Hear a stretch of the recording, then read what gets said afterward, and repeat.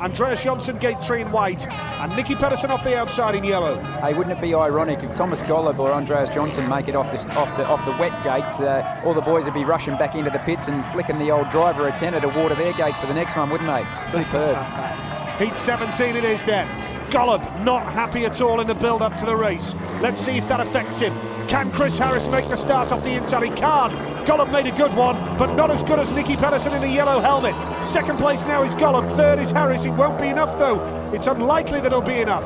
At the back at the moment is Andreas Jonsson, and the lead is with the world champion Nicky Pedersen. Thomas Golub second, and Chris Harris in third place in the red helmet colour would finish on 7 points if it stayed like this.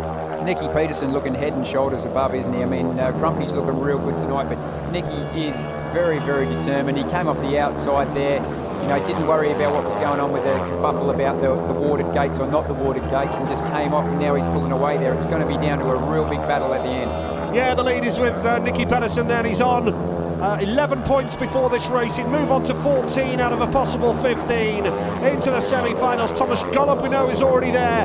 He would move on to 12. Chris Harris would move on to 7, and it would be unlikely that he would make it into the semi-finals. We'll watch the last 3 races with interest, of course. But Nicky Pedersen is on his way to another magnificent victory here in the Marketa Stadium in Prague. He has got it spot on tonight. He has been superb. A magnificent ride from the world champion Nicky Pedersen, and the rest of the field will be looking at Nicky, thinking, how on earth are we going to beat him in the semis and the final? Heat 17, Nicky Pedersen was the race winner. Second place went to Thomas Golub. Third went to Chris Harris.